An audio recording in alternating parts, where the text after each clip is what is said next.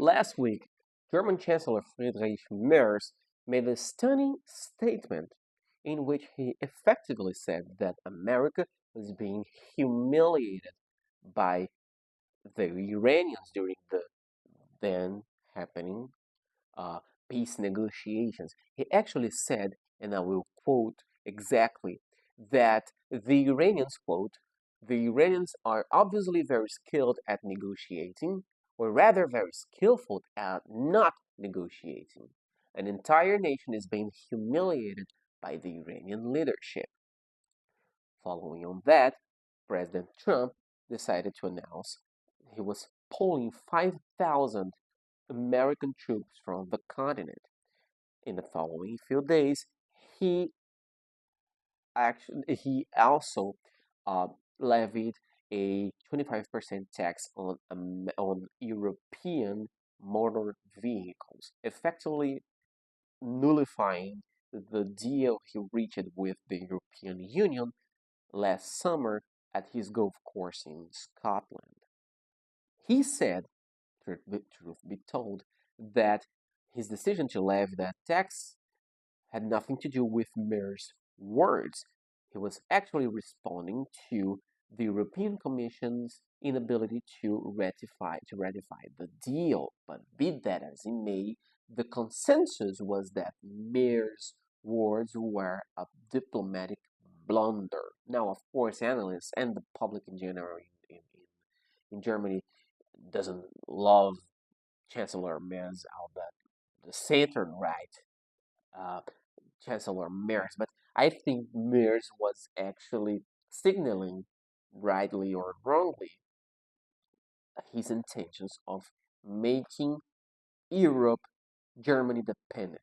What do I say by that? What do I mean by that? Well, you have to remember that since the beginning of the Russian special military operation in Ukraine, Germany has been pivoting to defense, as the German phrasing goes.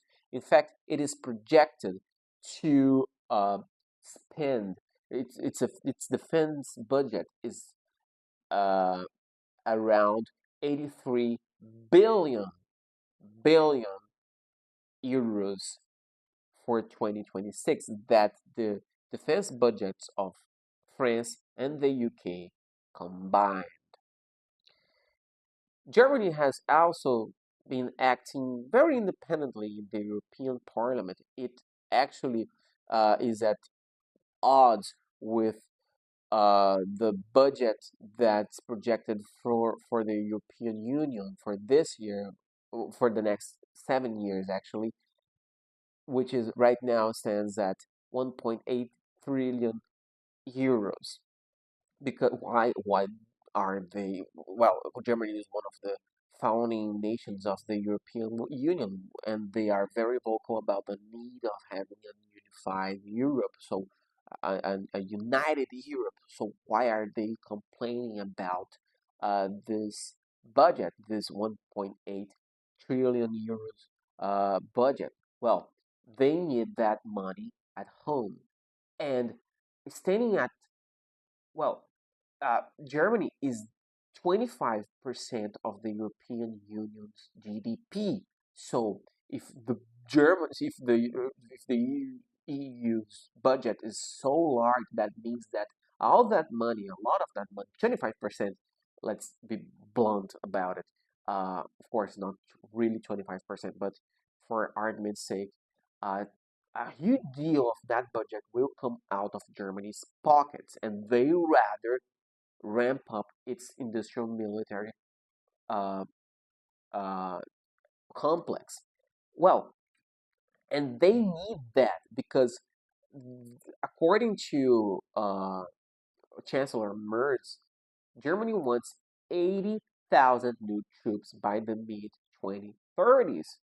And that's not an entirely reachable aim because there is actually staffing the the German army with new troops, new personnel, active on active duty and off duty is kind of hard.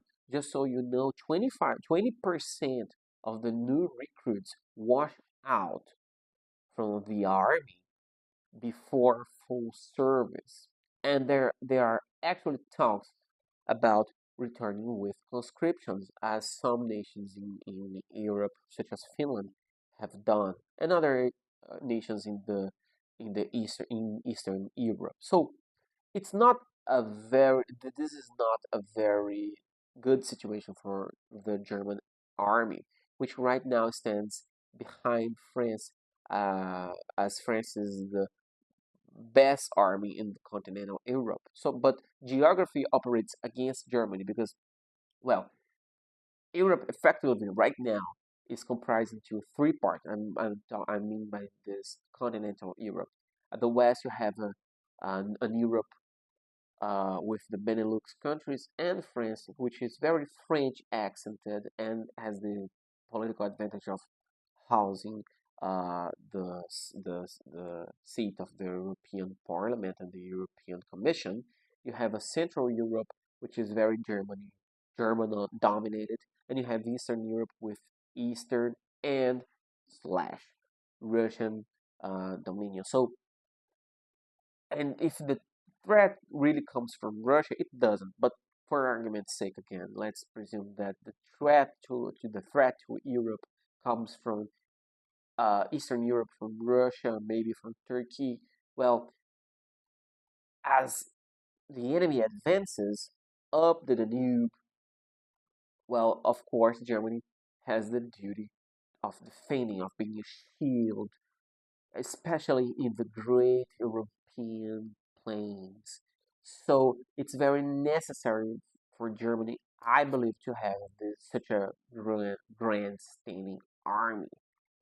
And although in the whole of the 27 European Union nations, you have roughly 1.9 million troops, or at least million personnel. That's more than Russia, which has, if I'm not mistaken, 1.5 million troops on active duty. So that's roughly a 1.3, I guess, 1.5, 1.3 to 1 mechanical advantage ratio.